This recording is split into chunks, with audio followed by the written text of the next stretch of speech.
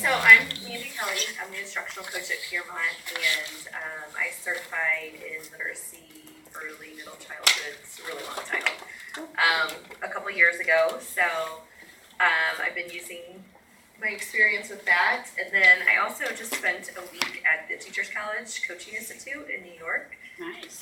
At Columbia University, and one of the sessions that I was in with Mary Aaronworth, who writes a lot of the units of study and works really hard at the reading and writing project, was on talking about our teaching. And the whole time I was in the session, I was thinking in my mind, I wish I would have had this before I was writing my national board papers, because it was really about that piece of the importance of sounding academic and professional in whenever you're trying to talk or write about your teaching. So when I came back, I told Amy, I was like, oh, I went to this great session, and so I kind of combined what I learned there with some of the stuff from National Board about the 3 kinds of writing to go through today. So the first thing we're going to do is actually we're going to watch this little video of this little girl. She's kind of teaching this adult person that she doesn't know, it's a stranger, how to ride a bike. And so I just want you to kind of watch it. And when we finish, we're just going to kind of have a quick conversation about what you would say about this girl's teaching. So let me start it, and go forward a little bit. The first little part, she's just going through the grocery store looking for a person. So We'll teach you how to ride. I'm interested in learning how to ride a bike. Let's go right now. Okay, let's go right now. Let's go.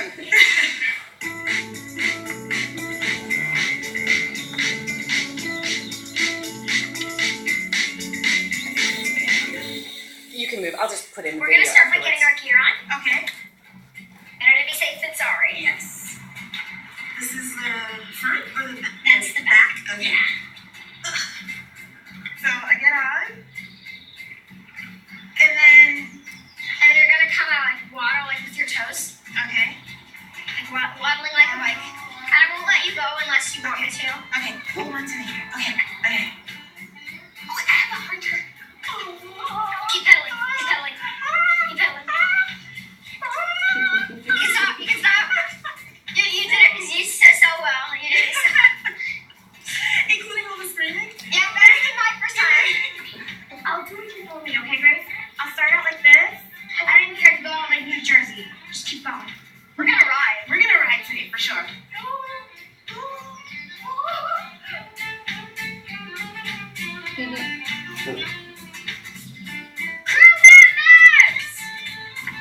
Oh, I feel like I'm riding. You can do it. Good job. You're good. All right, slow down. Let's turn around. You can definitely do it again. Get the courage to do it again. Go. Go, go, go, go, go. You did it. You learned how to ride. Yay! Do you want to practice one more time? Yeah, let's go. Yeah.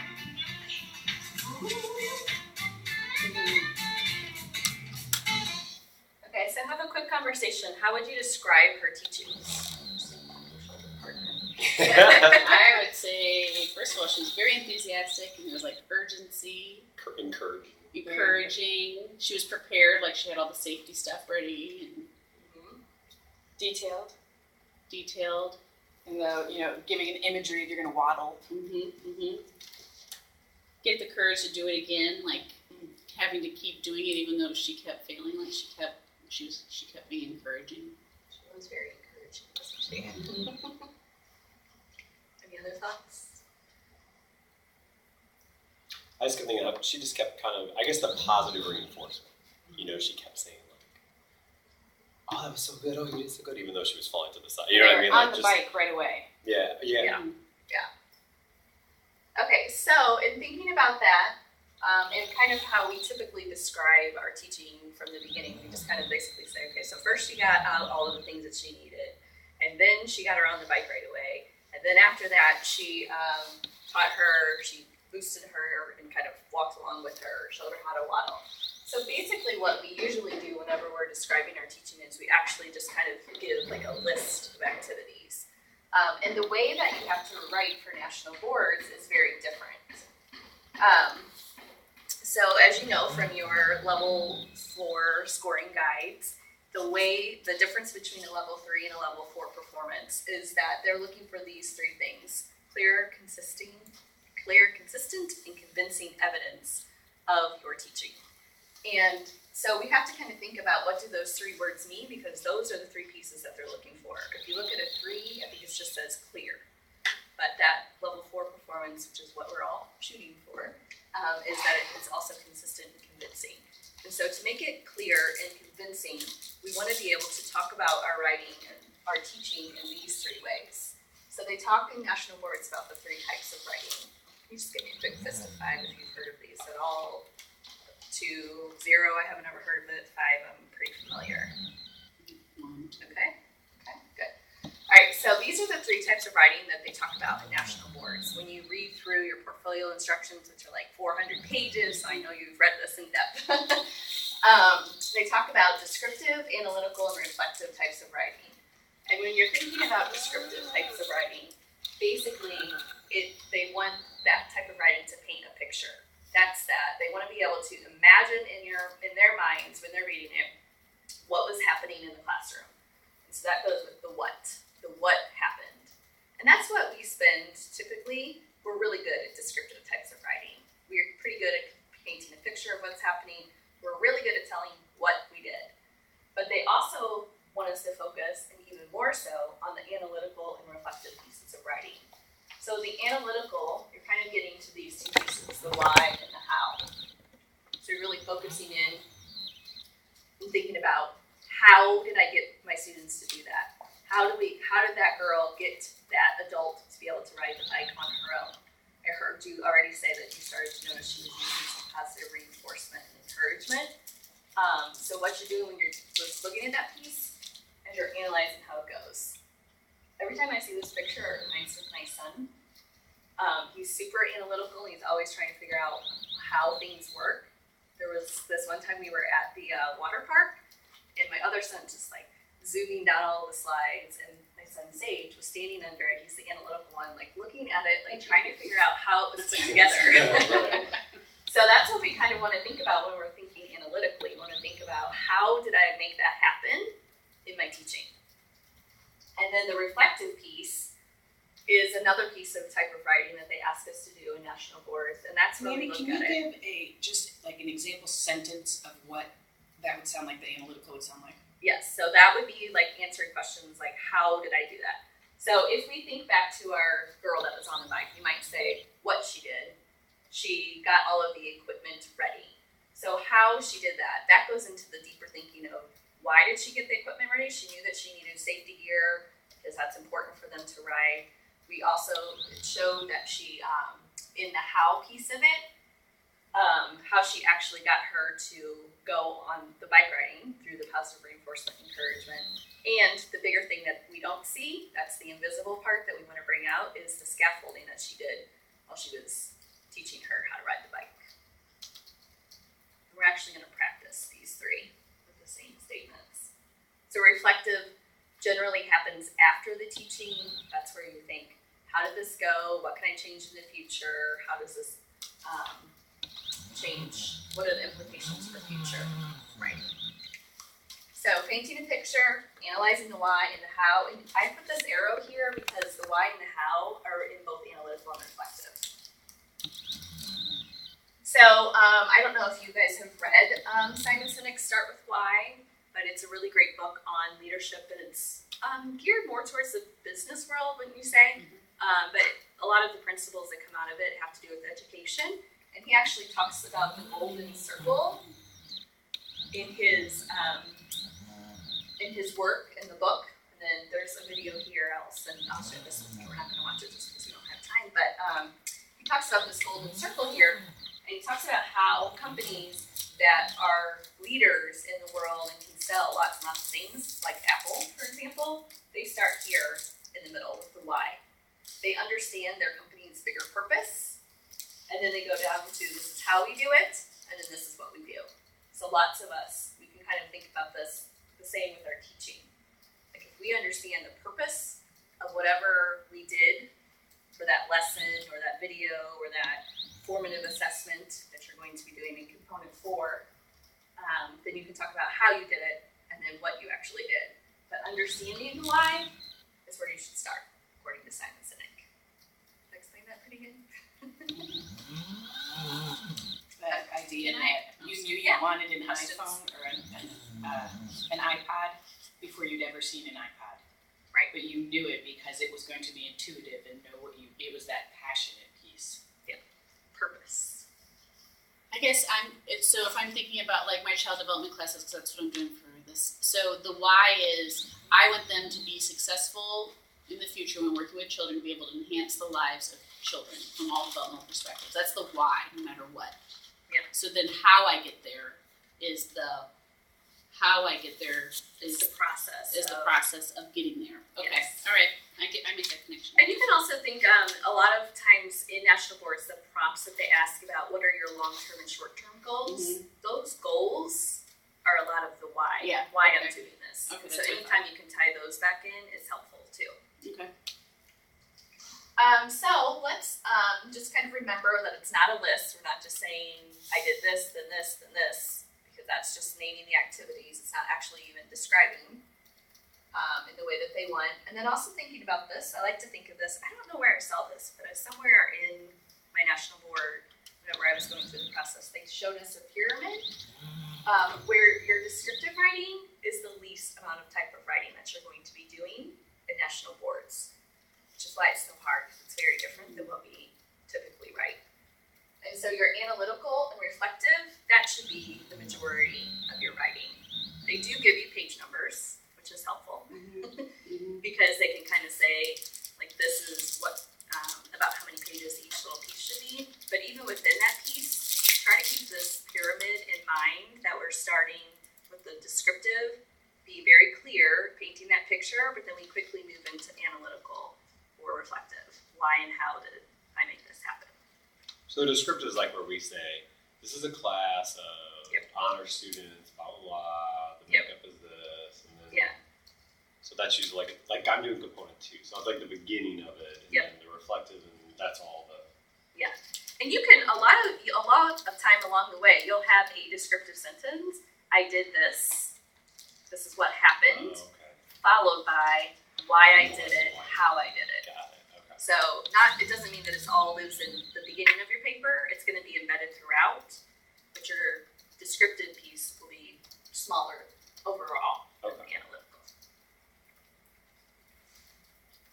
So we're going to give this a try. Actually, let's think about, I have writing for the national board process, of where this came from, but again, something that we received when we were going through the process. So just take a minute to kind of read through this.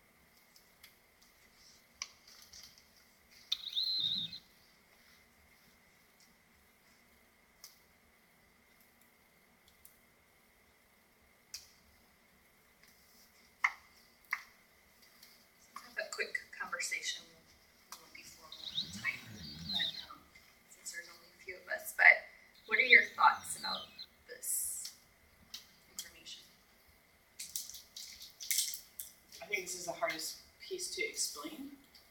And so, like, thinking about, can you start it with, I did this, because, and then like go back and gussy it up, kind of, so that you don't have the same sentence? Or how do you recommend sort of getting started? I think that's a great way to just like get your thoughts out, and then go back and try to I would go back and try to switch. So if I said I did this because, then in other places I would try to go back and switch it to, this is my why and this is what happened, so that you didn't always end up starting with I did blank because blank kind of thing. So and then also I really just tried to think about like just trying to get what it was that I did, and then spending 2 or 3 sentences explaining the how or the why after it. So we're on that piece. Other thoughts or questions?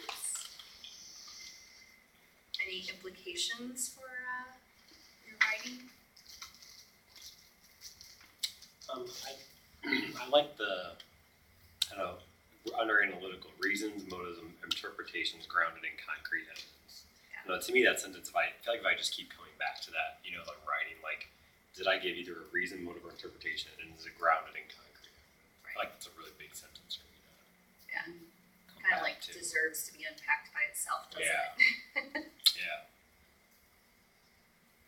And I think, with that piece, the critical components of that analytical piece of it should be something that you can see in the work samples or the video, or something that you have clearly described already. Okay, so this is just kind of a one-sheeter that kind of goes through those 3 kinds of writing. And then we're gonna do a little practice with the tips that I learned at Teachers College. So this was a really important piece for us, because this is the piece you need. Sentence starters, right? So the biggest thing, like if we look at there's 3 headings on this paper that match these 3 headings up here: using academic vocabulary, pointing out the invisible, and remembering to describe and analyze. So I want you to just kind of think of a statement that you could use that we have used to describe what we saw in the video with the girl teaching the adult to write. So just something that we saw her do. She was, can we say what we've already said before, like Yeah. she was encouraging? Okay. Is that what you want? Is Yeah. that kind of what you're looking for? Okay, so she encouraged her student, we'll call her a student, to ride the bike. Mhm. Okay, so let's looking through using academic vocabulary, because we want in our paper, we want to come across as a professional, right? We're trying to be nationally board certified. See if you can find a STEM that you could use to add on to what you just said to make it more academic.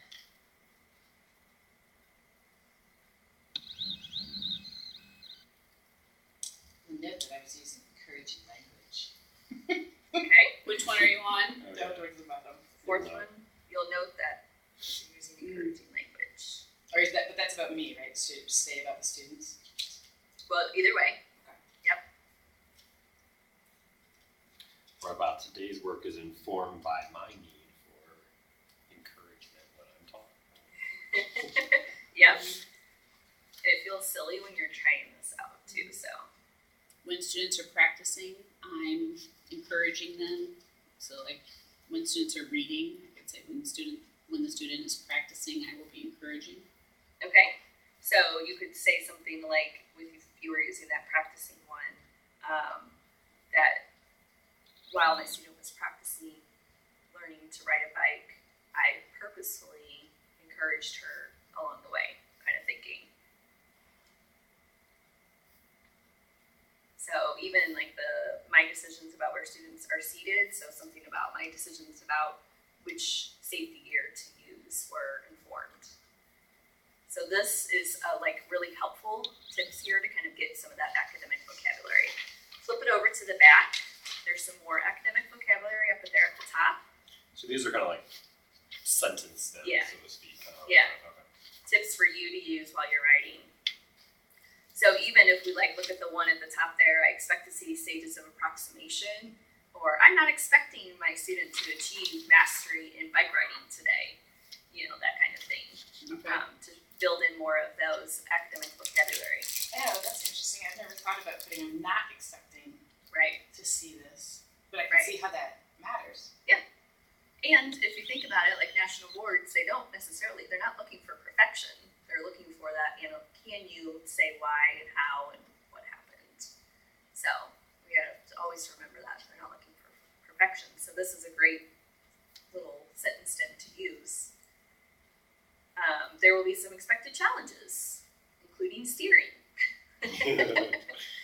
So now we're going to go to the second heading, which is pointing out the things that are invisible. So things like prior assessment, ways you'll informally assess as the kids are working, how the current work builds on prior teaching or anticipates future teaching, the ways that your students have become independent, ongoing challenges. So let's try that. Let's try using one of those. What could we say about the video we saw?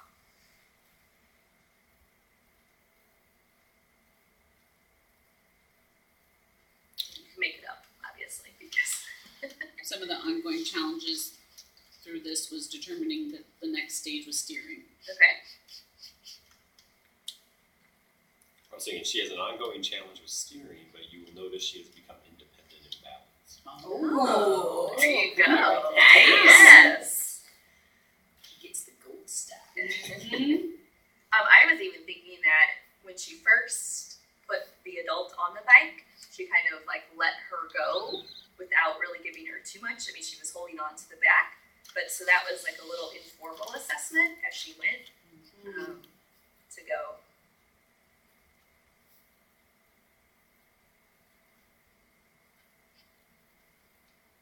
She did, I don't know if you guys caught it, but right at the very beginning of the clip, she also said, the adult said to the little girl, I've never ridden a bike before. So she did already have in her mind a starting place. Okay, so the third heading is to remember to describe and analyze. So that's where we get that word because. If you can see it, every one of those has because at the end, except for the second to last one, which is about reflecting.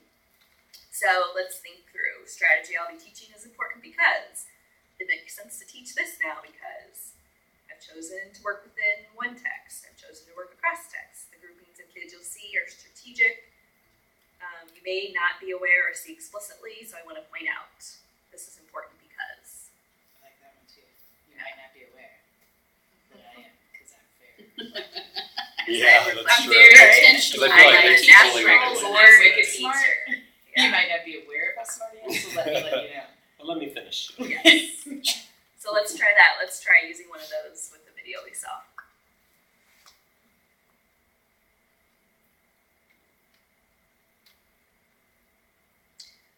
You may not be aware or see explicitly that I was scaffolding a student using the gradual release of responsibility model.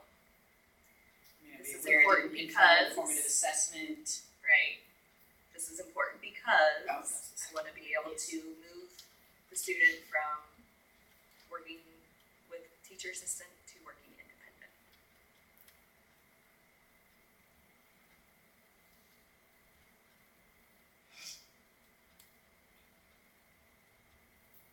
I feel like they would really like that. Yeah, Right? doesn't You it? may not See? be aware. Yeah, these are like gold. It sounds I really know, right? Yeah. They are really good. Okay, so we're gonna actually look at watching it again because when you first watched it the first time, you weren't really thinking about all of these things. So we're gonna watch it one more time, and I want you to think about recording two things. So if you have like notebook paper, you can use your computer too. I want you to think this time through the lens of there's things that we can see, so the visible things we see that are happening when she's teaching, and some of the invisible things. Now, I have a recent experience with teaching my children how to ride a bike, but if you don't have a recent experience, feel free to make it up. We'll watch it one more time thinking about the visible and the invisible, and that will help us be able to get more out of this. And we'll practice again. And Mandy has graciously allowed me to sneak out of class tonight. So, thank you, Mandy, so much. You're welcome. I'll just leave everything on the Dad. Dad. Back up here. Okay, let's go. Yeah.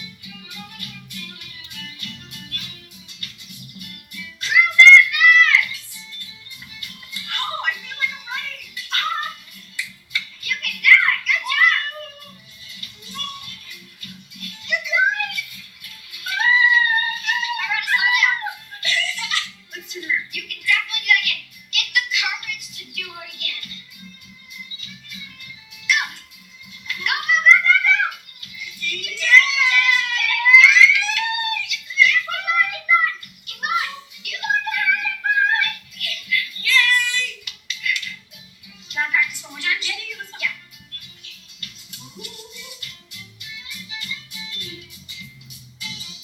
Remember to subscribe.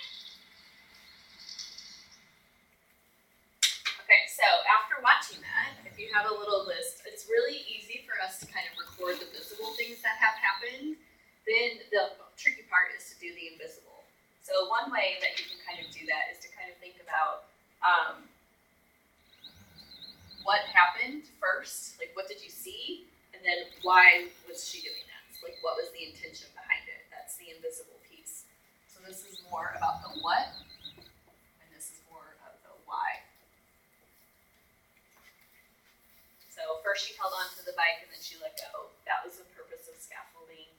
She called for help. So when we think about that, I didn't have time to write this down, but I'm imagining that she called for help because she knew she wanted her student to feel some success before the person decided this isn't for me. Because if you notice, like when she said, I feel like I'm writing, when the people were helping. And then so like something like encouragement. Why might she have used encouragement? Just that kind of piece. So kind of finish your list and we'll have a quick conversation about that. Did you notice anything different this time? Yeah, a few things we did. Because she let us know in the 47 attempts, Yes. but like it's still invisible as to what she struggled with in the 47 attempts. Right. I mean, we're assuming Right. with some things, but And that's exactly what will happen with the national board scorers also. Like they're not going to be able to see, especially when you are submitting 2 pages of a written piece of writing. They're not going to be able to see all of those approximations that happened along the way either.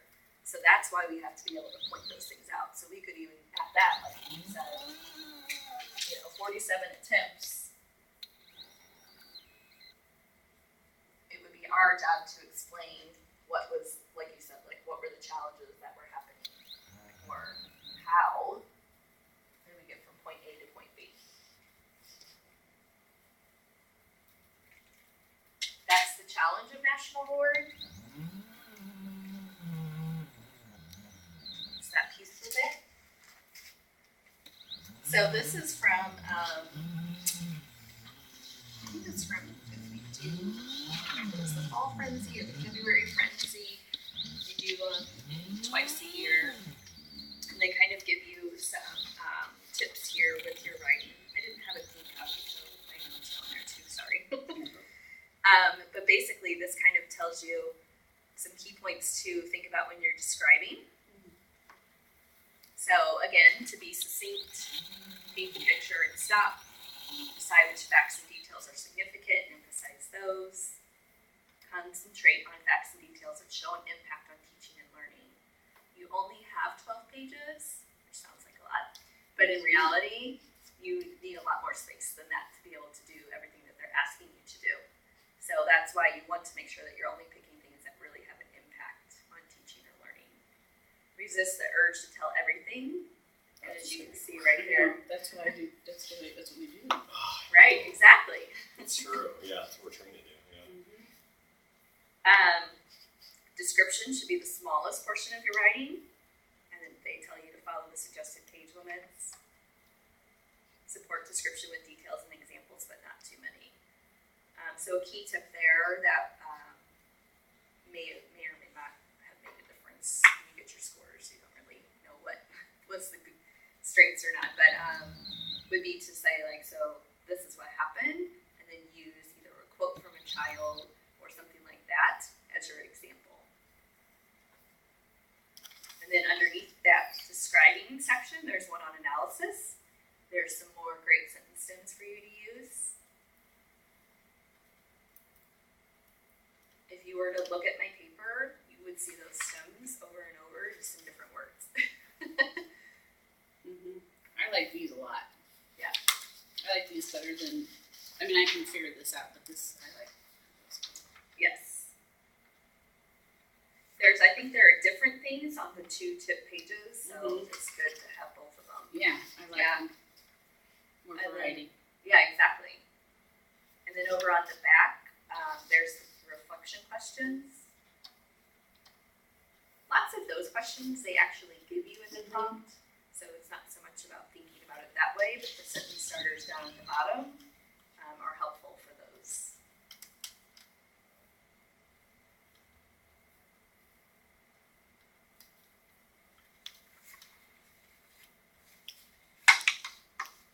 So now let's think about taking a couple minutes to describe again something that we saw in the video using tips from either page. Okay.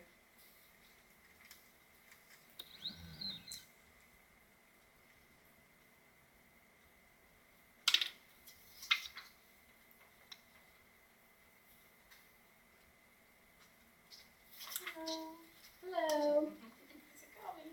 Good. How are we doing? I'm sorry I'm late. I sent Amy an email. I had a student group that I was meeting with. You wanna maybe sit on the end? Maybe Okay. easier for you to join in the conversation. We're talking Yeah. about the 3 kinds of writing with some helpful tips. So like on the first thing, because I know the person had never ridden a bike before, I To start from the very beginning. plan to start at the very beginning. I just. Hi, Hillary.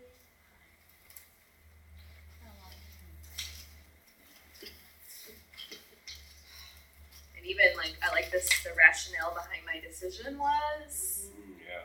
like using that. Yeah. The rationale behind my decision to call in the crew to help was so that my student felt success immediately.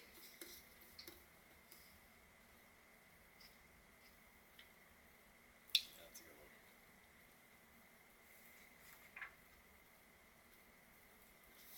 Let's think about the reflection piece. What's something we could say for the future?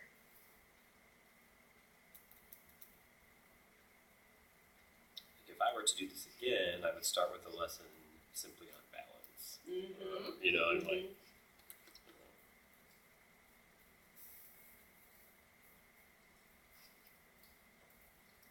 I now realize that balance is the key part, and then being able to steer is such an important part after that. Right, exactly. Okay, good. All right, so we kind of, you missed it, but we watched a little video of a girl who's teaching an adult how to ride a bike. And we kind of were talking about how we could explain what was happening, not just thinking about what we saw, but the thinking that was behind it as well, because that's what National Board wants us to do. They want us to spend the least amount of time on telling what happened and more amount of time on why and how it happened. So, thinking about that, National Board does give some tips whenever you're reading your prompts.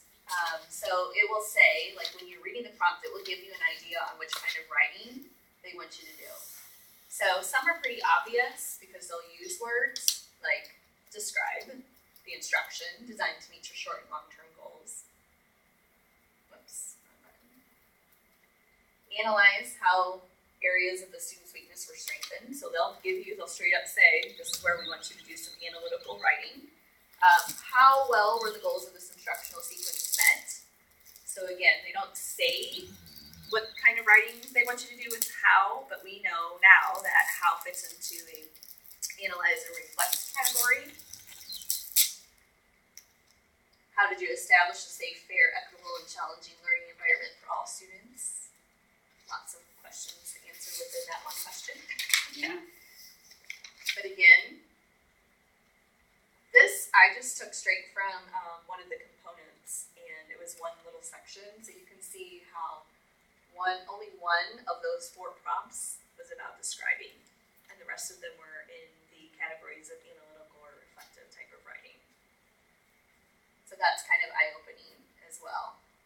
So if you have yours, if you have your components with you, with your prompts, you can kind of just go through and what a good idea to kind of start to do and to think about is either if they give you the word describe or analyze or reflect, or to just kind of go through and mark them with what kind of writing you'll do and just kind of really get in mind that picture of the pyramid, because you'll notice that they're asking you mostly for analytical and reflection. So we're thinking of descriptive up here at the top and analytical at the bottom. is there a key way to know the difference between analytical and reflection, or are they pretty much? When you read the prompts, most of them are about analyzing until there's some specific reflection questions that ask, like, if you were to do this lesson again, Okay. what would you do So differently? it's more like, yeah, because you said it's more like hindsight. Yeah, exactly, like hindsight, like after the fact. You'll be here. So the rest of the time is work time for you guys to kind of look through and think about, start doing some writing. That's really the gift of time was the biggest thing whenever I was going through the process. I enjoyed these meetings just because it was a chance to do a little bit of work. So you can start, and I'll be here to answer questions if you have them. But the important thing, start writing no matter what. The water does not flow until the faucet is turned on. That's the truth. I've been That's the putting it off. hardest thing. I've I know, been putting it right? off starting. I just need to start. Yeah. Just start and just kind of get something down. I will say that the biggest thing that I realized whenever I was writing is that I wrote my paper once and I revised it much longer than I spent writing it. Like I just started writing it and then I went back and revised. So that's the important part. Let's get started. Well, and I just have questions about like understanding the wording Yes. in the components. Like I'm trying to wrap my head around what like